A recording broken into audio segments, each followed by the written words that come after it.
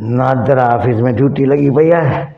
माण्हू जा कार्ड अचनि पिया, लो थी आहियूं लो। त पाण खे परवाह कोन्हे का, पघार खां अलावा मथीं कमाई पंहिंजी तयारु आहे। इहे माना पाण खे ऑनेस्ट त आहियूं, ऑनेस्ट त पाण उअं ई आहियूं बाबा। वालेकुम सलाम बाबा। तव्हांजी घरवारी जो शनाख्ती कार्ड? ये टोकन नंबर आहे।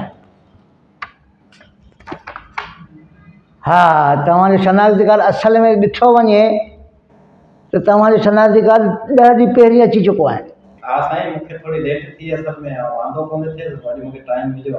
पर 10 ॾींहं अॻे तूं खणी वञी आहे, हाणे वरी हेठि मथे केरु ॻोल्हे यार, तव्हां मां लो थी आहियूं ॼट यो। कमु आहे न, पैसा त वठो था टाइम ते, ओॾी महिल चओ था हेतिरी फी आहे ॾियो, ऐं हींअर वरी केरु ॻोल्हे। इहो तव्हांजो फर्ज़ु आहे, पघार खणो पिया। बाबा ॾियूं था, जगी न आणो न।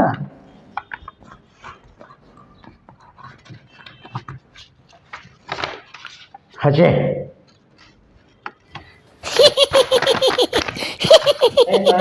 ड्यूटी कें ॾिनी आहे? सरकार ॾिनी आहे। असांजी क़ाबिलियत, असांजी पढ़ाई, असांजी लिखाई, असांजी ऑनेस्टी, असांजी स्टैंडर्ड ते। तव्हां ॿोड़ा आहियो या नाबीन आहियो? हला ॾिसां बि पियो, ॿुधां बि पियो, भौंक छा आहे? ही ॾिसो, पढ़ो।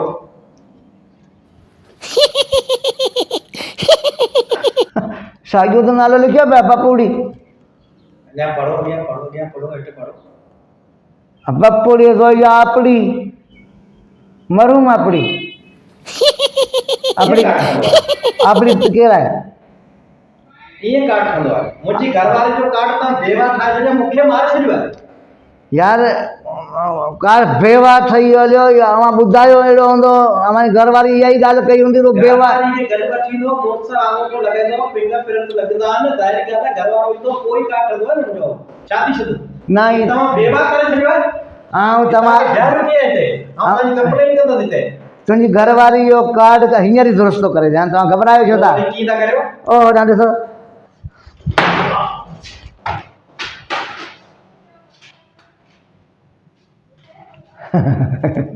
हाणे कार्ड दुरुस्त थी वियो, माई खणी ईंदी 2-3 ॾींहंनि खां पोइ। हुनखे महिनत करणी पई आहे, हू महिनत कोन करणी पवंदी। सर ही तव्हां छा कयो? सर माण्हू मारे छॾियो। असांजी सर सिक्योरिटी असांखां पुछाई थींदी। बाबा ॻाल्हि ॿुध। सर हाणे असांजी ॻाल्हि तूं ॻाल्हि ॿुध। इहो लाश खणी ईदी वारनि खे ॾिसो, मोटरसाइकिल को धक हणी वियासीं, ठीकु आहे? हिनखे छा था आयो सर? तूं पंहिंजो कमु कर। सर कहिड़ी तूं पंहिंजो कमु, मुंहिंजो शनाख्ती कार्ड हुनजी माई जो मूं सही करे छॾियो आहे।